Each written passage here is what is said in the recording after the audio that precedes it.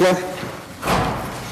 Honorable Speaker, honorable members of the National Assembly, fellow Namibians, I have the honor to table the budget for the 2020-2021 financial year, the first in the exercise of the privilege bestowed upon me, and the sixth under the renewed administration of His Excellency Dr. Hage Geingob. This budget is presented during one of the challenging times in the global, regional, and domestic economy. It is a budget aimed at enabling Namibia to better fight the spread of the COVID-19 pandemic, support businesses, livelihoods of Namibians during these extraordinary times, and to plant seeds for the future economic recovery. This particularly challenging time brings recollections of invaluable lessons which history taught us, that unity of purpose and perseverance are key to success.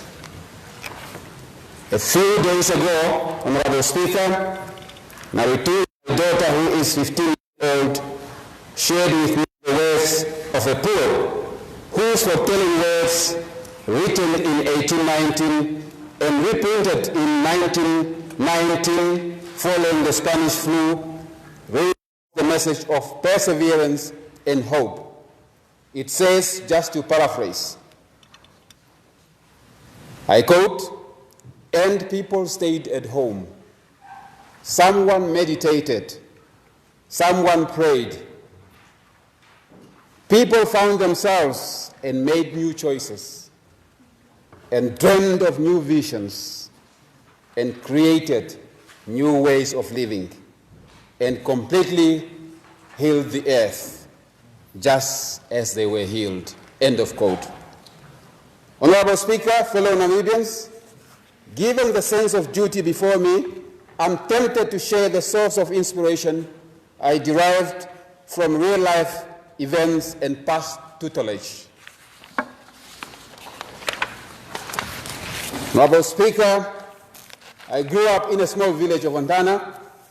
Those days of my generational upbringing, like in many other rural settings in Namibia, children were preoccupied by household chores during the day. The daily routines were, for example, digging water wells, animal husbandry, preparing food, and the like. At night, after dinner, all members of the family will gather around the fire. Elders will narrate stories and fables to the children. This is done mainly with a view of teaching them history and passing on traditional norms. From the many stories and fables I have heard, there is one that stayed vividly with me until today. The story describes a small nation of warriors called the Bangala Kingdom that was besieged by the enemy. It said that the Bangala Kingdom was ruled by a very brave but caring king. Although this kingdom was small, it was relatively endowed with mineral resources and the envy of many other kingdoms, especially the most powerful ones. One day, the Bangala Kingdom got news of the fact that military forces from a large and powerful king were approaching to take over their kingdom. Hearing that news, the Bangala king did not waste time. He mobilized everyone in the kingdom, from youths to adults, to play their part and to save and defend their country. Everyone was given a role to play. There was unity of purpose in the whole kingdom. Even among those who had been criticizing the king before, heeded to the king's call. It was a clarion call. The aim was to save the kingdom. When enemy forces attacked, the warriors of the kingdom repelled them back. This war was fought for 2 years until the enemy forces gave up after suffering heavy losses. Unity of purpose has saved the small kingdom of Bangala. Honorable Speaker, honorable members, we too, Namibians, are facing an invisible enemy, as you have said earlier, Honorable Speaker. But formidable enemy by the name of COVID-19. Like its predecessor outbreaks, this enemy has attacked the whole world population. We are not alone in this war. A coalition of nations of the world is confronting the same enemy. Namibia is part of this global coalition for which international cooperation is materially important to deliver victory. The government has responded swiftly to the threat posed by COVID-19. Notably, our president did not waste time to declare the state of emergency on the 17th of March 2020. He mobilized every Namibian right from the beginning of this pandemic to stand together as one Namibia, one nation, to fight this invisible enemy and save lives in our country. When unveiling the necessary national response to COVID-19, His Excellency President Kenkop stated, and I quote, "While the pandemic we are faced with today is unprecedented, we are confident that working collaboratively, we will respond effectively to minimize the spread of the virus and loss of life and restore the health of those affected." End of quote. Indeed, His Excellency's leadership has rallied us to hold hands and work together to achieve this common purpose. Since then, our collective efforts have yielded satisfactory results. The support from our international partners and friends from near and afar is well received and most appreciated. The health emergency and consequent suppression measures have helped to save lives globally and at home. We have so far minimized the infection rate and the spread of the virus at the community level since COVID-19 touched down our shores on the 14th of March 2020. To date, no single life has been lost in Namibia as a result of COVID-19. As at the last count, 14 of the 21 cases have successfully recovered. The latest quick uptick in the new confirmed cases suggests that COVID-19 has not relented. We owe it to the army of health professionals and administrators who are leading the relentless war to defeat COVID-19. We thank Minister Kalumbi Shangula and his team for a distinctively sterling effort. Equally, appreciation also goes to all Namibians for obeying the health and social distancing measures. This is a necessary condition for reopening the economy and returning to the new normal. We should therefore not relax our guard. Every Namibian has an important role to play in this fight, be it by practicing social distancing, adhering to all other health protocols announced by the government, and giving material and moral support to the fight against COVID-19. Honorable Speaker, honorable members, it is in this context and in terms of Article 126, Sub-Article 1 of the Namibian Constitution, read with a declaration of the state of emergency, that I table for their favorable consideration and approval to this House the 2020/2021 Appropriation Bill, the estimates of revenue and expenditure for the financial year 2020/2021, and the 2020/2021 Expenditure Framework. In addition, Honorable Speaker, I present the fiscal strategy for the 2020/2021 to 2022/2023 Medium-Term Expenditure Framework, the development budget for 2020/2021, and the Government Accountability Report for 2018/2019 as key budget policy and accountability documents. What does this budget offer? Honorable Speaker, this budget is part of the ammunition in Namibia's arsenal to fight COVID-19. The budget is presented under the theme, Together, defeating COVID-19, together thriving again. This theme surmounts the collective contribution of all Namibians, young and old, to defeating COVID-19 as a necessary condition for future economic recovery and prosperity. As such, the budget aims to achieve four main goals: to save lives, save livelihoods, save jobs and incomes, and to place Namibia in a stronger position to thrive in the foreseeable future. It does so by front-loading the emergency response budget to the health sector to enable the sector to procure and deploy the needed infrastructure, personal protective equipment, pharmaceutical, and personnel, deploying a once-off emergency income grant to save livelihoods and jobs, improving learner accommodation and sanitation facilities at various public schools across the country to better cope with COVID-19 protocols, maintaining operational budgetary allocations for continued provision of essential services, and the redefined development budget allocations for ongoing capital projects with contractual obligations, providing for off-budget project financing for critical infrastructure in the logistics and water sector, and maintaining allocation for social safety nets as the first lines of defense against vulnerability.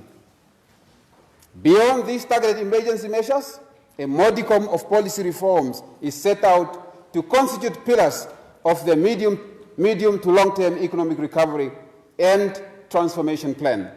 The details of such policy measures will be finalized in advance of the mid-year budget review to be tabled in the third quarter of this year. Such a plan will take into consideration our developmental ambitions set out in Vision 2030 and the strategic objectives of the 6th National Development Plan, incorporating the national commitment to the global agenda for sustainable development. The preparations for NDP 6 formulation will start in the near future. COVID-19 responsiveness and progress points. Honorable Speaker, we have made discernible progress on the implementation of the adopted emergency measures to COVID-19 and prepare ourselves for the new normal over the next 2 years. Last month, on the directive of His Excellency the President, we launched the economic stimulus package encompassing 10 points of actions, which are already in the implementation phase. Let me now share progress made so far in this regard. An emergency budget of 727 million was front-loaded to the health sector. The Ministry of Health and Social Services is making progress in executing this budget. In an emergency income grant providing a once-off payment of 750 Namibian dollar to a targeted low-income group affected by COVID-19 was rolled out.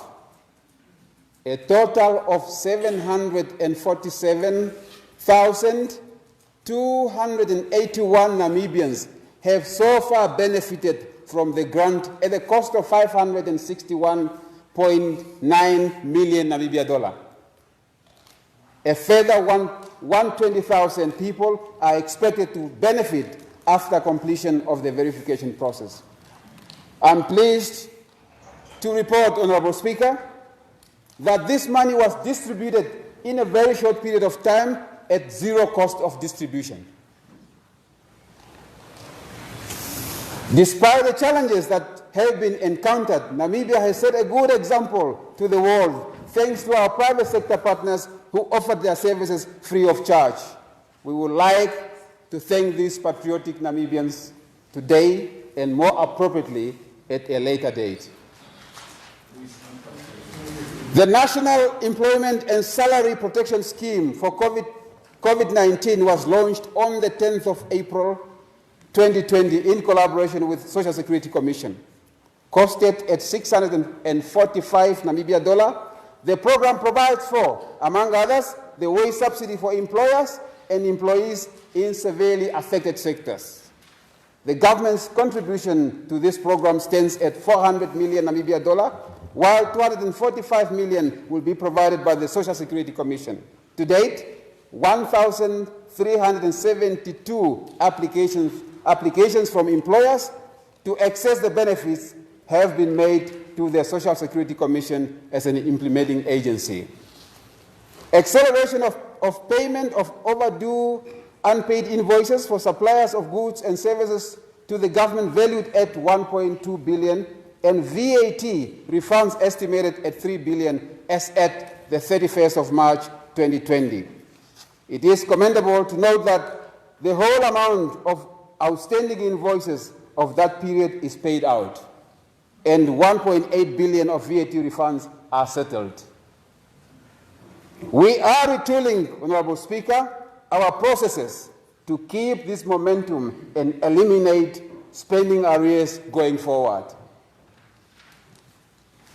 Further, non-agricultural SME loan scheme at DBN, Development Bank of Namibia, for which a 500 million government guarantee is provided.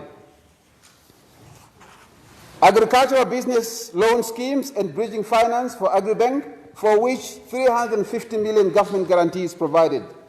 The stimulus and relief program for Agribank, or by Agribank, will start on the 1st of June next week. Granting of the policy relief to borrowers and policyholders and members in the non-bank financial sector. In this regard, regulatory exemptions are due for gazetting in collaboration with NAMFISA. A one-year tax-back loan scheme kept at 470 million for non-mining corporates, and a similar scheme for individuals kept at 1.1 billion. Implementation modalities for the tax-back loan scheme are arranged with commercial banks, and government guarantees will be extended on a case-by-case basis. A provision of a water subsidy of 80 million under the Ministry of Agriculture, Water and Land Reform to avail water to all communities and enhance hygiene during the challenging times. Waiving of levies and duties of kerosene fuel as a basic consumer good during the lockdown period, for which the amendment schedule in terms of the Customs and Excise Act is finalized. In addition to the above actions, an emergency budget of 600 million is availed to the Ministry of Basic Education, Arts and Culture for the provision of water, ablution facilities and hostels for about 193 schools countrywide. The Ministry is finalizing an implementation strategy to fast-track the procurement of these goods and services. Honorable Speaker, these emergency allocations and the corresponding implementation of the programs have enabled the country to respond timely to the most urgent priorities during the challenging environment. Program execution is provided under the continuation authorization and the Presidential Proclamation number 14 of 2020, suspending Section 9 of the State Finance Act. Furthermore, policy directives providing regulatory relief were issued by the Bank of Namibia to allow commercial banks the necessary space to help individuals and businesses during this extraordinary time following the outbreak of COVID-19. These included an allowable loan repayment moratorium in the form of repayment holiday, relaxation of the regulations in terms of write-off and provisioning by commercial banks, liquidity relief and capital conservation buffer relief, and the postponement of the amended single borrower limit. Taking into account the above policy context, let me now turn to the economic environment under which the budget was prepared and will come into operation. Macro fiscal developments and medium-term outlook. Excuse me, Honorable Speaker.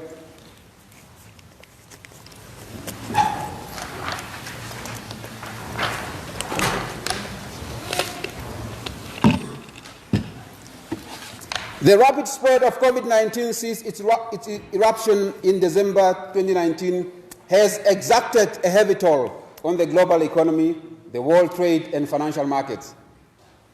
Its magnitude and severity is the worst witnessed since the Great Depression in the 1930s. The global real GDP for 2020 is now forecast by the International Monetary Fund to contract by 3% this year, from what could have been a 3.4% positive growth forecast in October a few months ago. The world trade is projected to contract by 11% this year.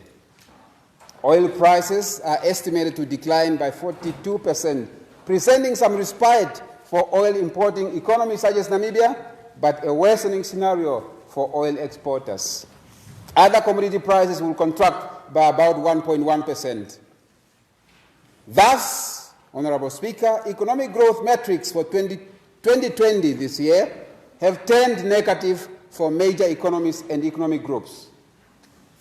This is all due to lockdowns, travel bans, supply-side disruptions, and extremely weak consumer demand. Advanced economies are projected to contract by 6.1%.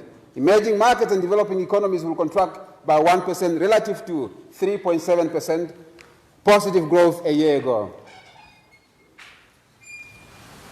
Economic activity rate for the United States of America, in other words, growth, the world's largest economy, is forecast to contract by 5.9%, and the contraction in the Eurozone is estimated at 7.5%.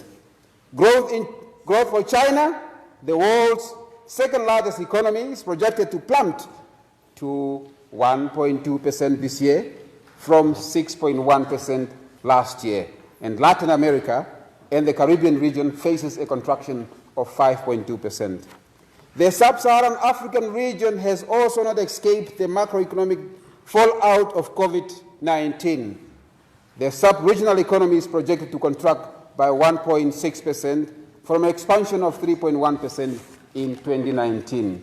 Closer to home, real GDP contraction for South Africa is now estimated at 5.8%, and the Angolan economy is projected to contract by 1.4%. Notably, these are the two largest neighboring economies and key trading partners for Namibia.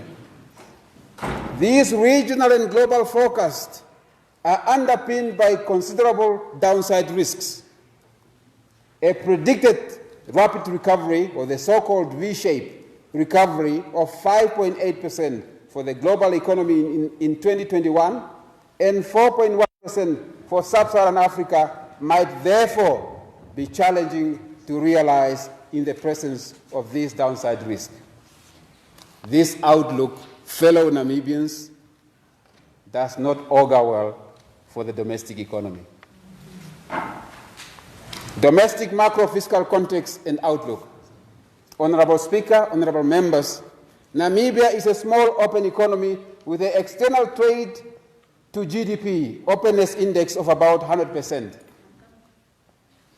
This makes the economy highly vulnerable to shocks such as COVID-19 pandemic, mainly through the trade channel and pass-through effects on public revenue.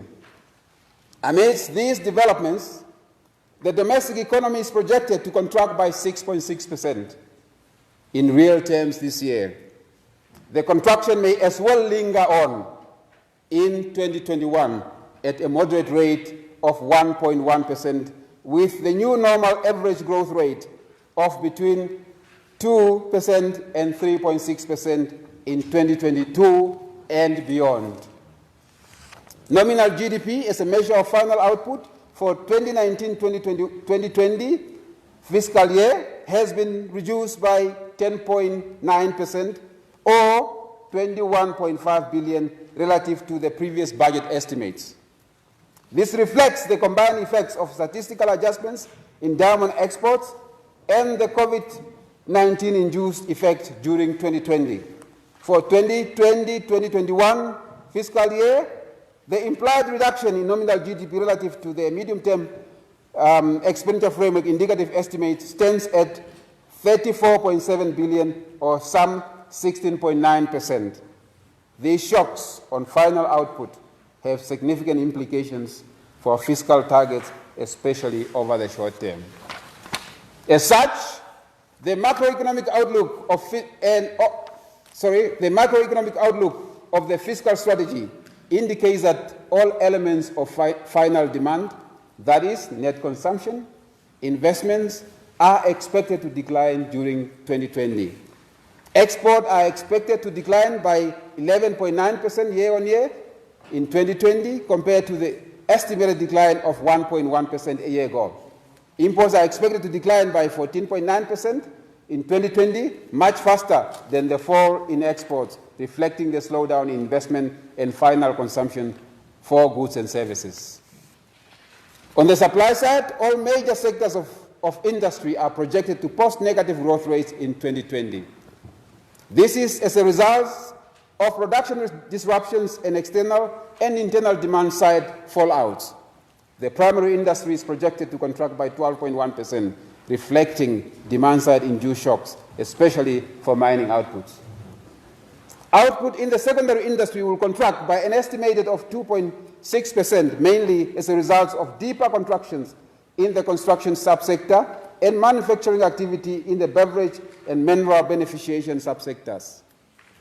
The decline in the tertiary industry is estimated at 5.7% for 2020, principally as a result of the direct efforts of travel and social distancing restrictions on tourism, hotels and restaurants, transport and wholesale and retail trade subsectors. Monetary policy and external sector. Honourable Speaker, honourable members, globally, monetary policy is generally accommodative and is equally so in the common monetary area and at home. This is for the purpose of affording the business and household sectors a cushion to adopt the adverse impact of COVID-19 on the economy and financial markets. The repo rate was cut twice by a cumulative of 200 basis points to 4.25% since the outbreak of COVID-19. The reduction in the repo rate provides short-term relief to borrowers and helps to lift weak economic activity. This is amidst the low inflation environment standing at 1.6% by April 2020 and estimated to average below 3% for this financial year. Equally, private sector credit extension remains subdued, and it has only expanded by 6.7% during the first 2 months of this year. The trade balance will shrink moderately to a deficit of 10.2% of GDP this year. Consequently, the current account deficit of the balance of payment is expected to narrow to about 0.6% of GDP this year from the deficit of 2.3% of GDP in 2019, owing to the expected sharp slowdown in imports and better circle receipts. As a result, the stock of international reserves stood at 4.6 months of import cover by the end of April 2020. At this level, the reserves are adequate to meet international obligations and support the currency pact. Fiscal policy and budgetary framework. Honourable Speaker, honourable members, fellow Namibians, let me now turn to fiscal policy.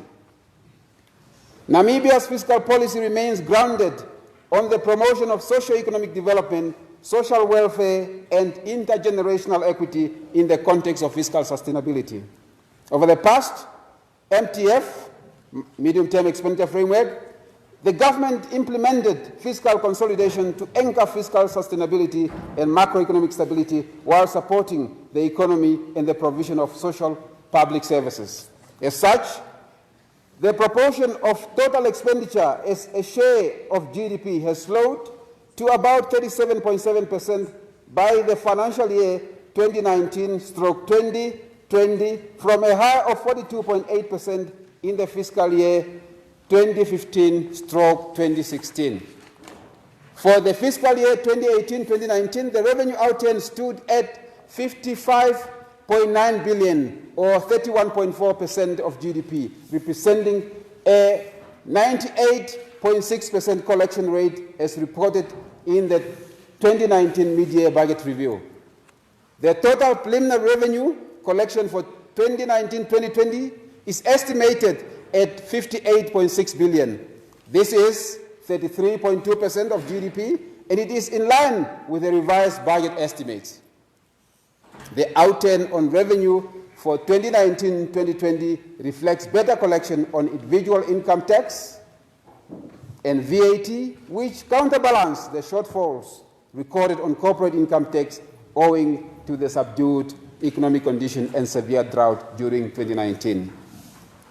The projected impact of COVID-19 on the economy and the large downward adjustments in nominal GDP have a significant negative effect on revenue and fiscal indicators for 2020-2021 over the medium term. Revenue for 2020-2021 is projected at about 51.4 billion, or some 30% of GDP. This is 8.3 billion, or 14.3% below the indicative MTF estimates for 2020-2021, and reflects the COVID-19-induced impact on various revenue streams. At 22.3 billion, SACCO receipts will anchor the projected revenue for the 2020-2021 fiscal year, this fiscal year.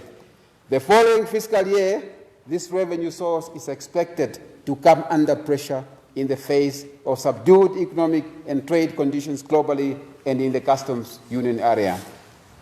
External and domestic demand shocks and trade disruptions will result in about 32.8% decline in VAT collections. Supply side and production disruptions will lead to a decline of about 20.3% in individual income tax on account of wage reductions and job layoffs across various sectors of the economy. Corporate income tax is estimated to fall by about 25.5%. As a result of the subdued revenue and economic shocks, public expenditure and debt will remain elevated. This fiscal impetus is necessary to help mitigate the negative impact of COVID-19 on the economy and continued with the provision of critical public services, expenditure, budget deficit, and debt.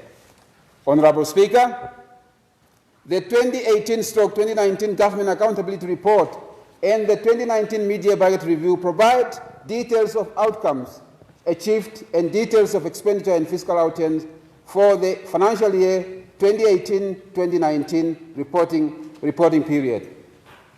For 2019-2020, the preliminary expenditure outturn stood at 66.8 billion.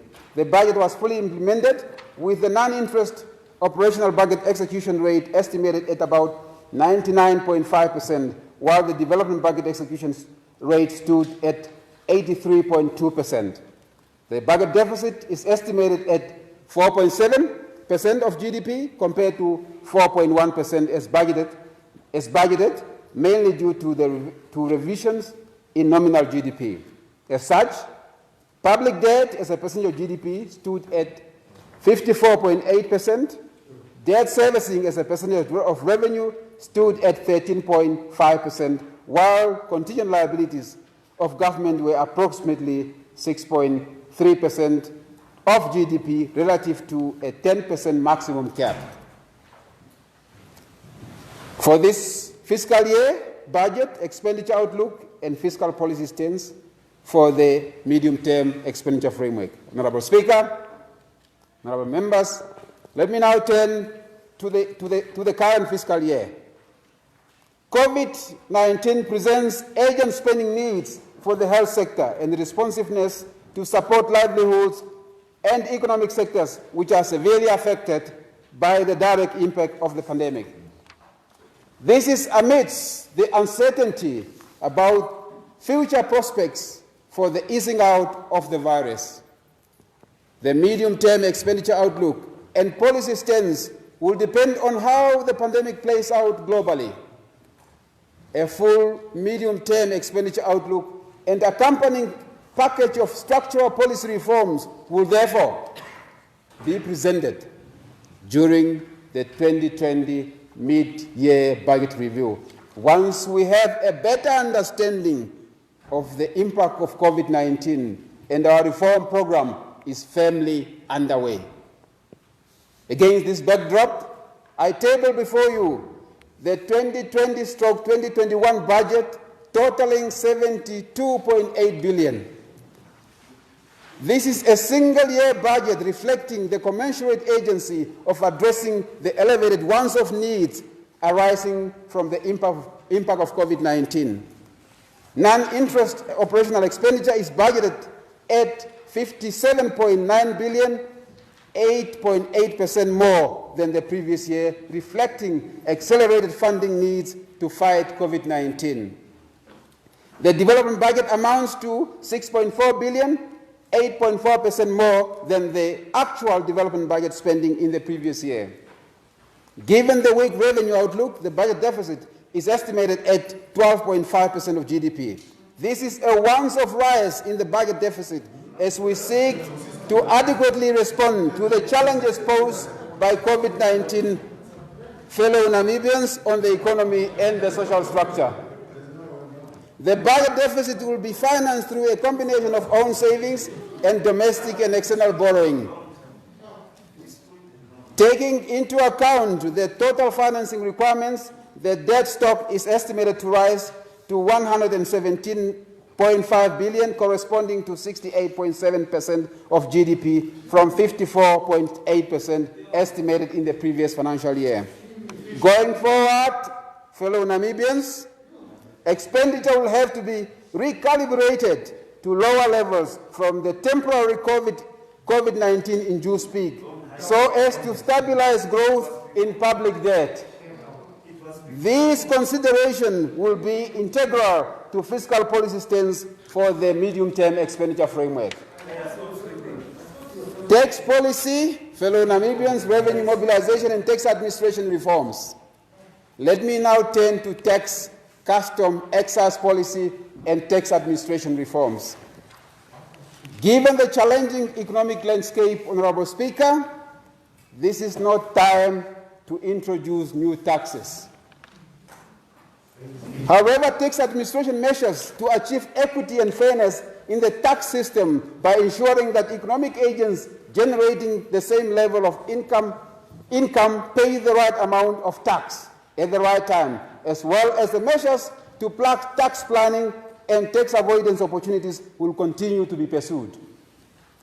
This means, fellow Namibians, that those who earn above the tax threshold, irrespective of what you do, if you earn more than 50,000 or more per annum, you must pay tax, irrespective of what you do. This money is needed to pay for medicines, Honorable Saidab, school books, construction and maintenance of roads, and other critical public goods and services that we Namibians enjoy. The proposal previously announced to disallow tax deductibility of royalties for mining entities is hereby withdrawn. This is to encourage investor confidence and economic agents to explore, produce, and reinvest in Namibia.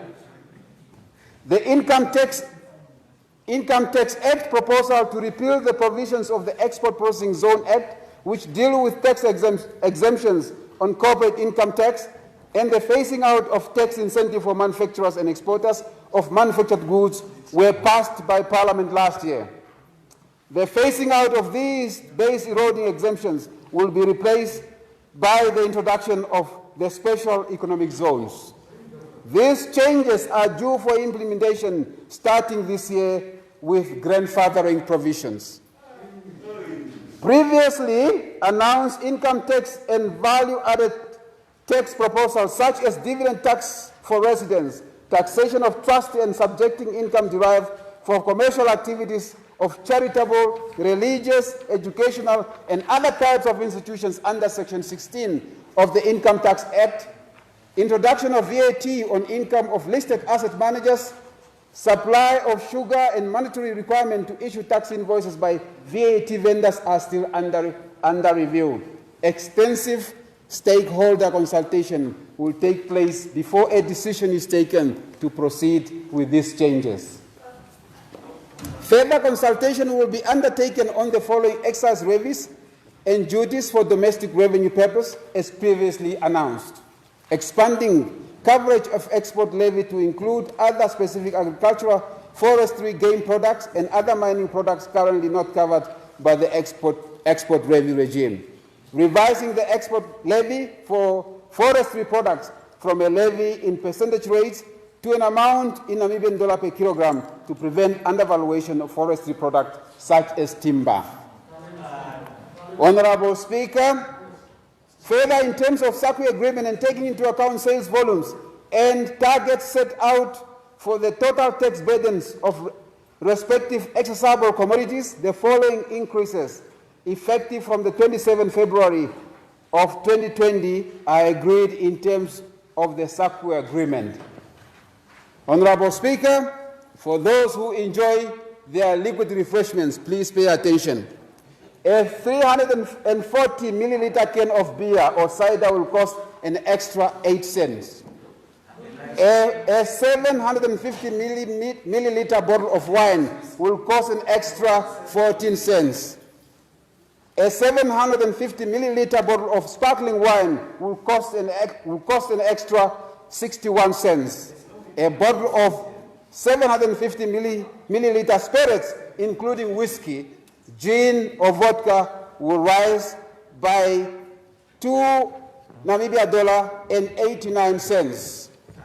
A packet of cigarettes will cost an extra 74 cents. A 25 gram of pipe tobacco will cost 40 cents more, and a 23 gram cigar will cost an extra $6 Namibian dollar and 73 cents. The current national ban on the sale of alcohol products due to COVID saves consumers from these sin taxes. These amended rates of excise duty are set out in more details in the government notice, which I will table in the National Assembly in terms of Section 54, subsection 1 of the Customs and Excise Act of 1998 at a later stage. Complementary to these tax and customs and excise policy changes, key tax administration reforms will be implemented during the current financial year and over the medium term. These include principally implementing the transitional arrangements for the establishment of the Namibia Revenue Agency by commencing with the recruitment drive.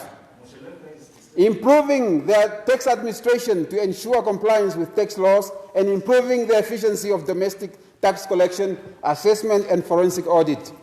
Improving the functionality of the integrated tax system to leverage service innovation embedded in the new tax system and leveraging regional and international tax cooperation. For 2020-2021 appropriation bill, Honorable Speaker, Honorable Members, let me now turn to 2020-2021 appropriation bill. This bill amounts to 64.3 billion Namibia dollar. A total of 8.4 billion or 16.4% of revenue is earmarked for the payment of interest payable on money borrowed. This amount is deemed to have been appropriated. Therefore, the total expenditure, including interest payments for 2020-2021 financial year amounts to 72.8 billion, as I have mentioned before. Some of the sectoral allocations are as follows. Social sectors, the budget accords 49.5% of the 64.2 billion non-interest expenditure to social sectors. This is in line with the previous budget sectoral allocation of 47.4%. This allocative priority reflects the quantum and speed of availing resources to the health sector to show up national responsiveness to COVID-19 and the needs in the education sector to cope with the new normal. The Ministry of Health and Social Services is allocated 7.95 billion. This is 12.4% of the total non-interest expenditure. The funding will allow the health sector to roll out measures for combating COVID-19. The Ministry of Basic Education, Arts and Culture receives 14.2 billion, equivalent to 22.1% of the total allocation. Higher Education, Training and Innovation receives 3.3 billion, or 5.1% of the total allocation, of which 900.2 million is for UNAM, 503.9 million for NAST, and 1.5 billion for NASFAF, including a guarantee-backed loan facility of 238 million. Such resource outlay reflects the government's commitment to invest in the youth and human capital development as a central driver for sustainable development, employability, and poverty reduction over time. The Ministry of Gender Equality, honorable members, fellow Namibians, poverty eradication and social welfare is allocated 5.3 billion to 8.2% of the total allocation, mainly to cater for the social safety nets which form the first line of defense against poverty for the vulnerable members of our society, especially during COVID-19. Economic and infrastructure sector, Honorable Seibert. Economic and infrastructure sector take up the second largest share of the budgetary allocation after the social sector. A total of 14.2 billion is allocated to the economic and infrastructure sector. This is further supported by investment outlay by public enterprises and off-budget project financing. Transport receives 2.4 billion for the completion of ongoing phases of capital projects with contractual awards. This allocation is supported by 1.4 billion from the road fund for this fiscal year, the 644.9 million for the road project financing under the African Development Bank loan arrangement during this year, with a remainder of 1.7 billion to be dispersed over the next 2 years for road and rail infrastructure financing under the ADB, the African Development Bank, funded Economic Governance and Competitiveness Program. NamPower is rolling out investments in the energy generation and transmission, particularly solar and wind power generation over the next 5 years, with investment of about 10 billion over the next 3 years. This will boost provision of affordable and reliable domestic power generation and improve our balance of payments. The Ministry of Agriculture, Water, Land Reform receives 1.3 billion, of which 929.2 million is earmarked for the commencement of the water infrastructure refurbishment and development program. The Ministry of Finance is allocated 6.2 billion. Let's pay attention to this one. About 9.7% of the total allocation. Let's pay attention. Out of this amount, 2.6 billion or 40.4% is allocated to SEMAS. All of us here. A total amount of up to 772 million is for the emergency income grant, all Namibians. While the wage subsidy program, in collaboration with the Social Security Commission, is allocated 400 million, all Namibians. An amount of 330 is for government contribution to GIP for political office bearers, all Namibians sitting here. And 102 million for political party funding. Let's pay attention to this one. 90 million is allocated to Agribank to support its loan book. Similarly, a total of 60 million is allocated to DBN for SME and youth entrepreneurship support facilities. A total of 210.9 million is earmarked for the transitional arrangement for the establishment of NAMRA in the budget. This one is for the Ministry of Finance. While 36.9 million and 36.6 million and 2 million are allocated for the Financial Intelligence Center, Central Procurement Board, and the Financial Literacy Initiative, respectively. The balance is for the personnel and operational cost and the contingency fund for the whole for the whole of Namibia. Vote industrialization and trade is allocated 174.8 million to facilitate trade and industrialization objectives. The Honorable Speaker, the public safety sector takes up the third largest share of the budget allocations, totaling 13.1 billion or 20.6% of the total allocation. This allocation underpins our investment in the maintenance of law and order, peace and stability.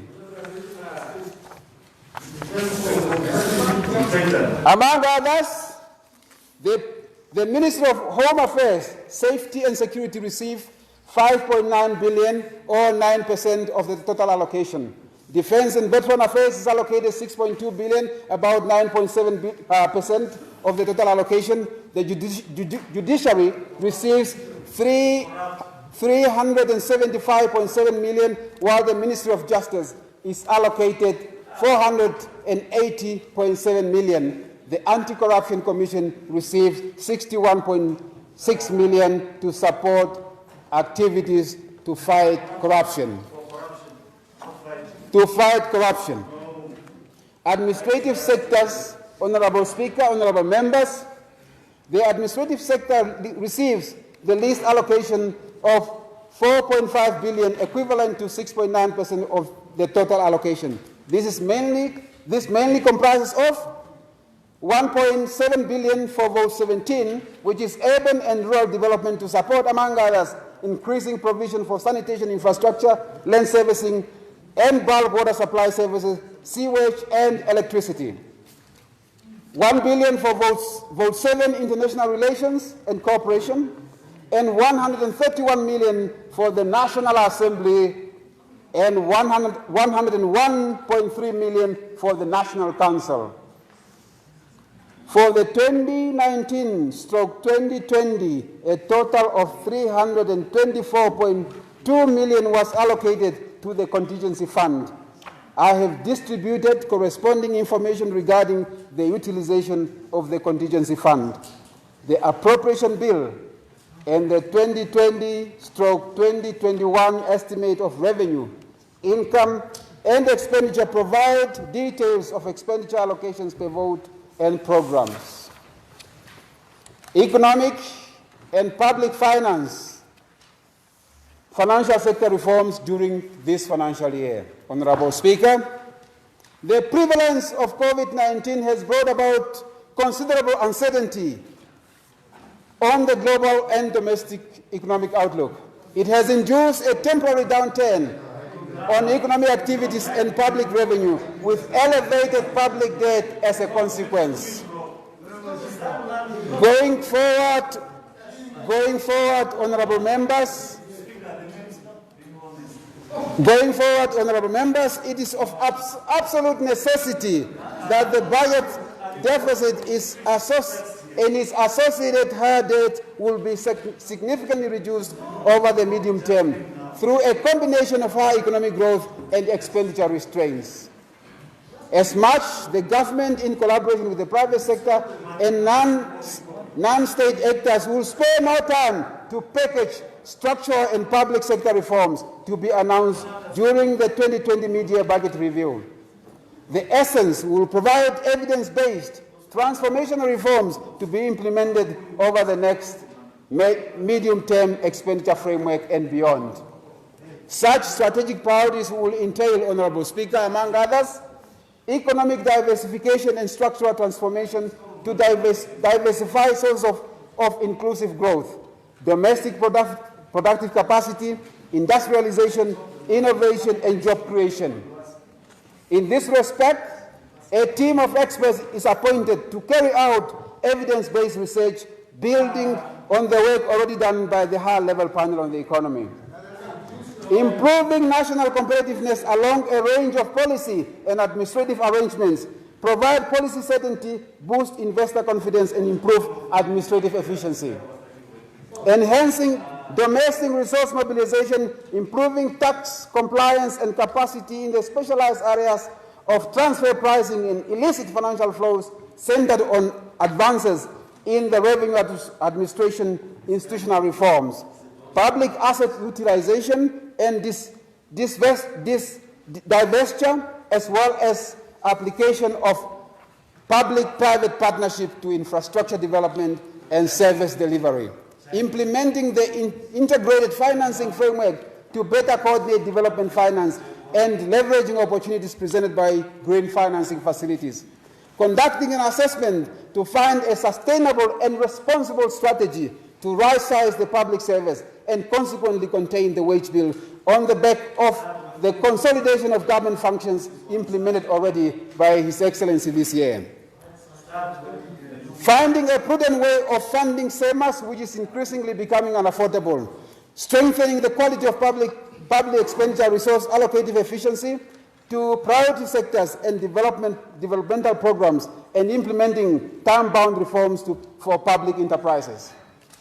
Leveraging public procurement and local sourcing as a means of empowerment and local economic development in a competitive environment, as well as implementing administrative measures to enhance efficiency in the public procurement function, and leveraging the financial sector reforms to support domestic investments in the real and service sectors of the economy. In addition, Honourable Speaker, honourable members, the reforms in the financial sector, which is the lifeblood of the economy, will continue to be brought to finality to support economic activity. This is especially in regard to amendments to the Banking Institution Act and the finalization of the legislative modernization in the non-bank financial service industry. Honourable Speaker, honourable members, in conclusion, excuse me.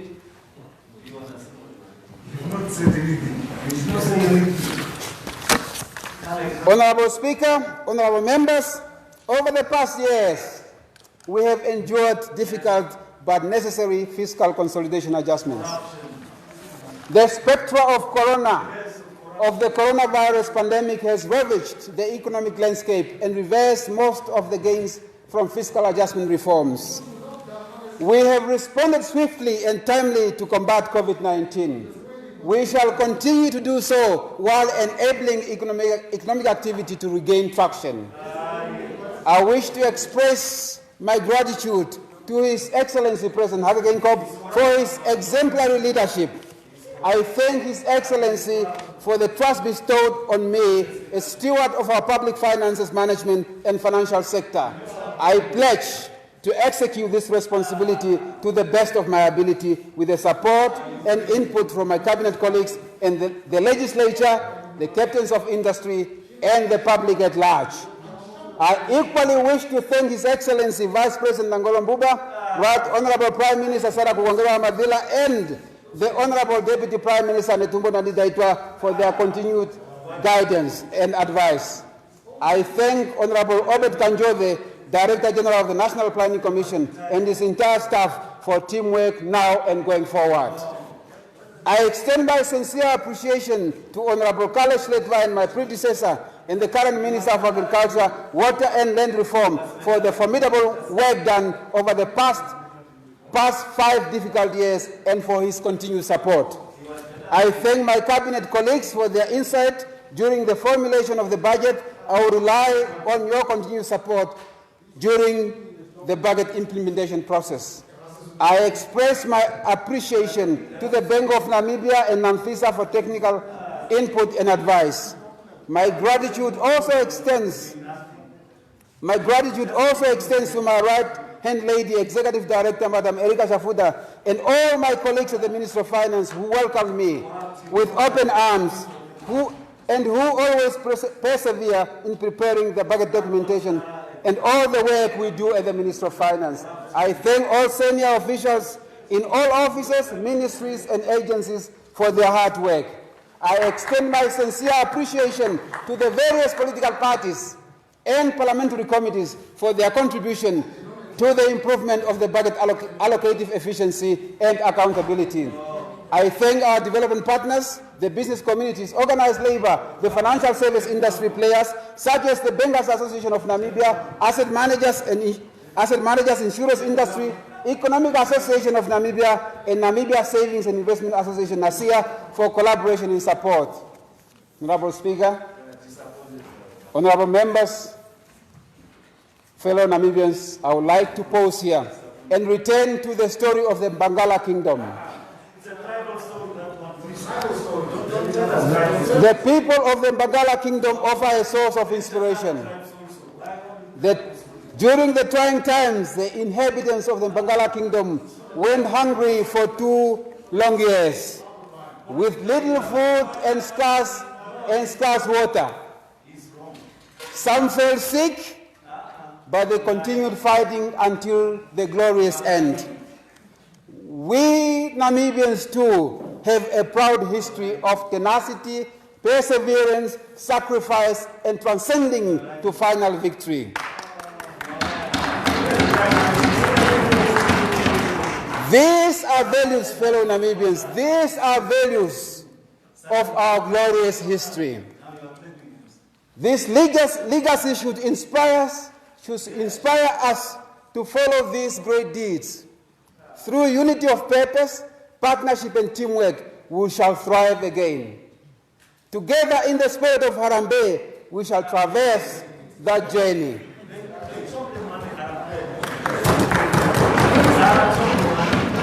Honorable Speaker, honorable members, fellow Namibians, let me end my presentation with a quote from economic professor and renowned author Milton Friedman, who once said,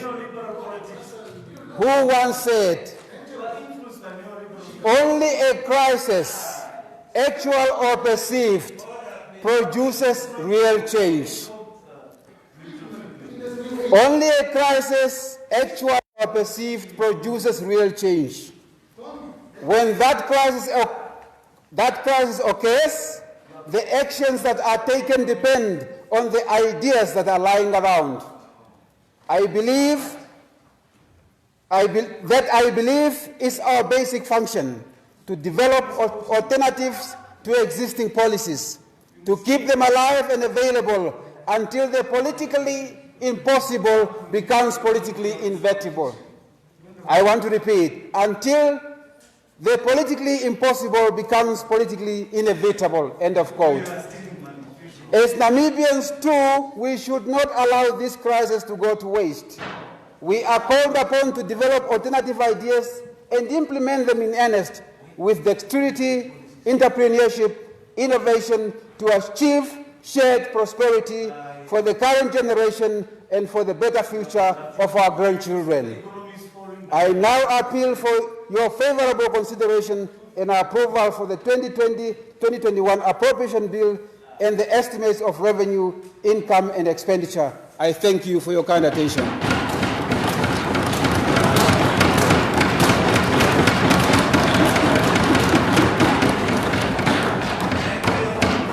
Thank you. Thank you.